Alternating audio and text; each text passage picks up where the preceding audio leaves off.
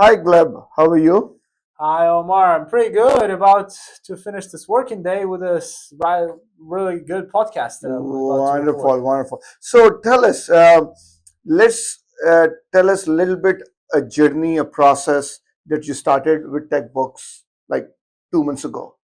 Yep. So what was your uh, thought process or your things that you have done that you landed this job? I will tell you definitely that when I interviewed, I like a couple of things which anyone in a startup company looking for as an employer. But you tell me, how and what steps did you take to find a new job? Yes, certainly. It was, first of all, just to all the people out there that are searching for a job right now, I know it is hard. Like, I want to point it out, like, I'm working at this job, but to get here, I started applying. And so now, just for some context, now it's October. I got this job in July. I started applying for jobs July 2024. I started applying for jobs in January and December of 2023. And that's how long I was in college. Yes, I was a senior in college, but like every day, if I was done with my homework, I would spend applying for jobs. And it took a lot of time. Like it was not easy by any means. Like I had to spend days and days and days and days on LinkedIn, on Handshake, on Indeed, on everywhere. So if I'll add one thing, Yeah. uh, I have also searched jobs in my career. One thing I always say, finding a job is itself a full-time job. Yes. You Yeah. have to treat finding a job as a full-time. Yeah. It is not a part-time work. Yep. And especially when you are getting out of the college very first job, no one wanted to give you a chance because everyone wanted trained staff, and because no one, you don't have a track record. Yeah. So that's why you need to go above and beyond. Hmm. And on top of it, if anyone is an international student like me and you, Yeah. this is an That's entirely that's different much ball harder. game. Yeah, much harder. But we will talk about that later Yeah, on. So we're what gonna else? So discuss. so you were on Indeed, you were on LinkedIn. Yeah, so back to my my grind. Yeah, I was on all those job boards, and I had interviews. I had like multiple of them. Like every day, I would have a couple of them.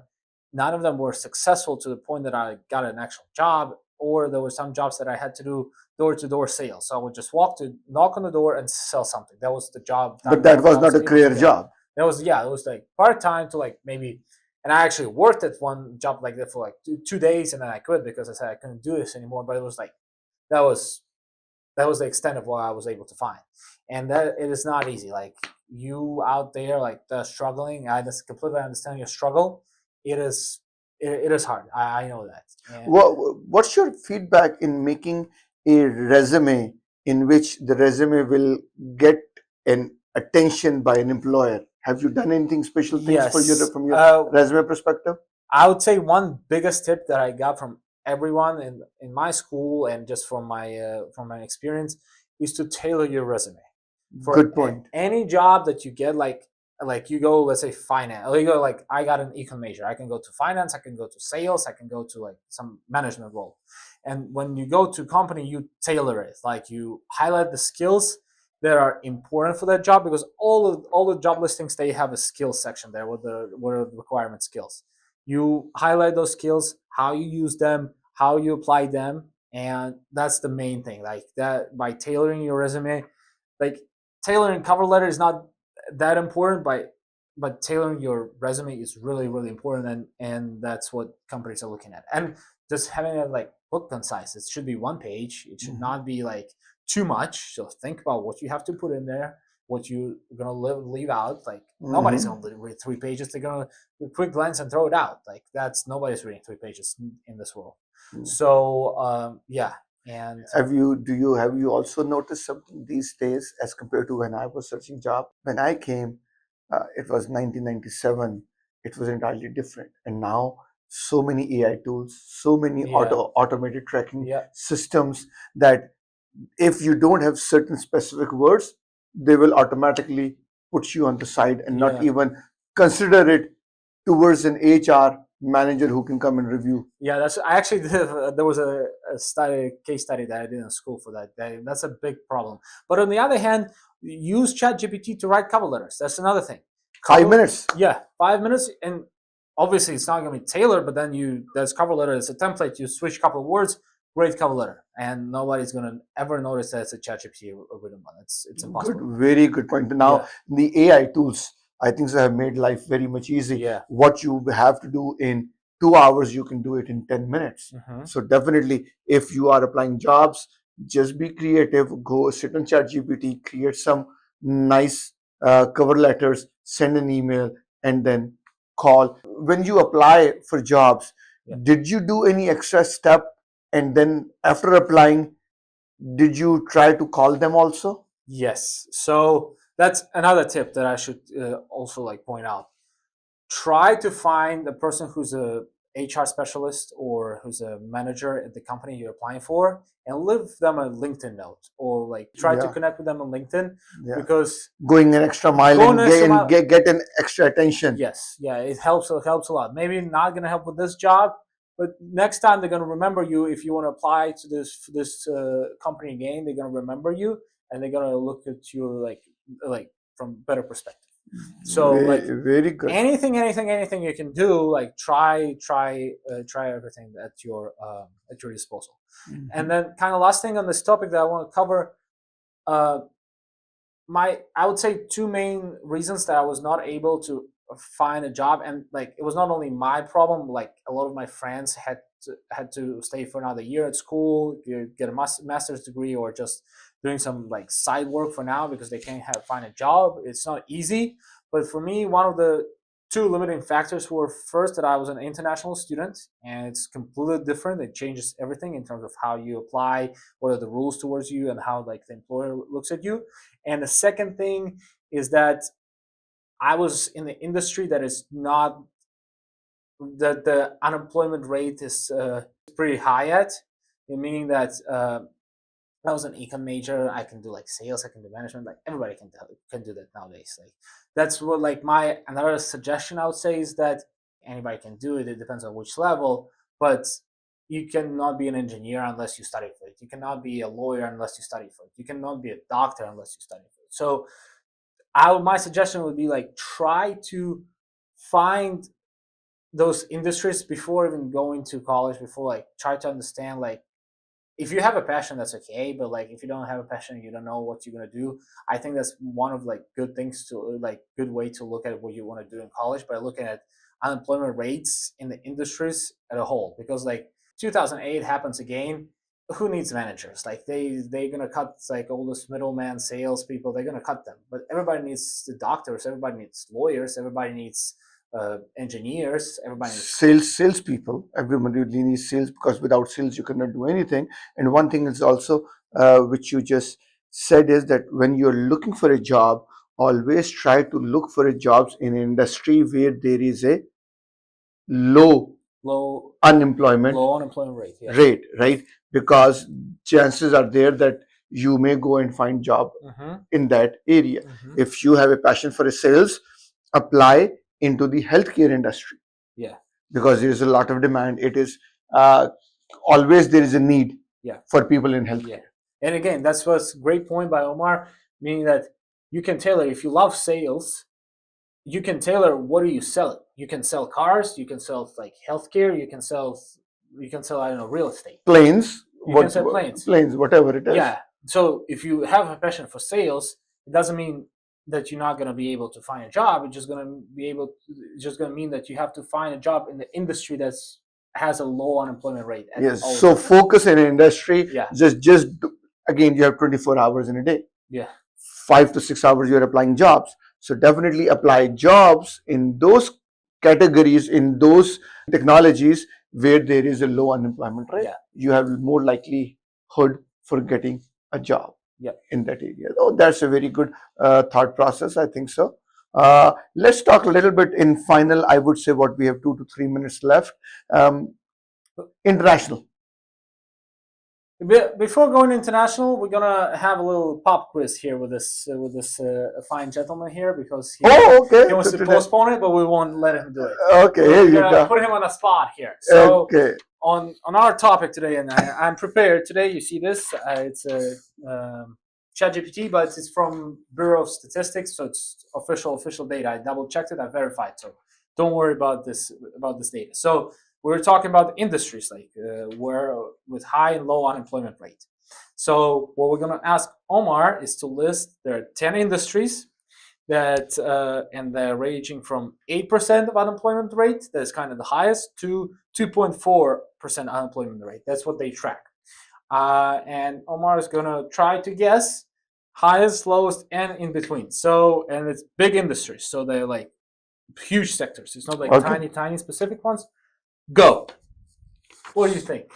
So, what's the one of the highest? Highest, I would say, if the highest I can see, manufacturing is doing well these days. But Manufacturing is one of them, and manufacturing is number 3 oh, at 3.2%. So okay. it's really low unemployment Wow, rate. that's. Yes. I was thinking that manufacturing is high, but that's No, not. no, So manufacturing is really manufacturing has low. 3 point. Okay. Yes. What about agriculture? Agriculture, surprisingly, Hey, yeah. surprisingly, Okay. it's at the highest unemployment rate at 7.9%. Apparently, people are not eating. That's what Looks it like. says. Okay. People don't want to eat. So agriculture is 7.9. Then what do we have? I don't know. Okay, tell me. IT. IT is the IT. lowest or the highest? IT is in between. It's at IT is in between. 3.8, which is average around the US. Around the US, it is 3.4% average, and IT is 3.8. Even though all the stuff happened with Facebook and Google laying off a lot of people, but that's at Okay, 3.8. okay, so tell me which one is the lowest? The lowest is surprisingly financial activities at 2.4%, which is banking, insurance, etc. Wow. And Okay. then second lowest is health services at 3.1%. That Wow. we were just So talking we were about. talking about. So good. So Okay. 3.1%. That's There is always a demand. It looks like in the finance there's always and in the healthcare industry. yes. That's a good point. Good information. And then I'll just fill it out. The rest, leisure and hospitality at 5.6% of unemployment, transportation and utilities at 4.6, wholesale and retail trade. Wholesale is Walmart, I would say. Wholesale, retail Or trade, the retails. and Costco. It's at 4.4%. Okay, so it's more. They are a little bit higher than average. Yes, they're a little bit higher than average. Exactly. Average is 4. Around the US, average is 4. Then is IT is 3.8, professional and business services at 3.7, which is consulting, all this stuff. Construction 3.7, same as professional and business services. Manufacturing 3.2, we discussed. Health services and education 3.1, and financial activities at 2.4. So keep this in mind when you're like taking courses, finding a major, finding a minor, how Or applying even a job. applying for a job. Think about not just, it's great to think about what you love, but at the end of the day, think about combine what you love and where you can be able to find a job, because it's great if you love a job, but if it sucks, and trust me, I was there, it sucks to sit at home for 2-3 months and don't have a job, don't have paycheck, don't have anything. Just like I was able to coach on the side, had make some money, but that was it. So it sucks. It's miserable in terms of like you start thinking that you're at no worth for this community, like for this society. Like you, Yeah. and that's you start thinking about. But one thing is, if you work hard, Yeah. you go, you reach out, if you knock doors, you will find a job. Yep, you will. You will. Yeah. You just need one job in whole world. Yes. You need one person to say yes. Yep. And for that, if you go and keep on applying, you will find a job. Yeah, but you have to do this. Like it's not something like magic that happens. You have to do some work for this. Exactly. And kind of to wrap it up, quick tip. No, it's not really that quick, but like tip for and some information for international students, because we're both internationals here. We are international students. Like, are you in the US citizen now? Yes, I am a US citizen, but 1997 I came as an international student. Yes. You were still lucky that right now EADs are for 3 years. Yeah. When we were there, the EAD is for 1 year only. Yeah. If no one will give you a job within 1 year, pack your bag and fly out. Get out of here. Exactly. My suggestion is to utilize your international office on campus. Big thing. They are really helpful. I have a lot of friends that use that service. They may be sometimes at some universities they're slow. They were really slow at my university, but when you get an appointment with them, they're really helpful. They know a lot. Utilize those.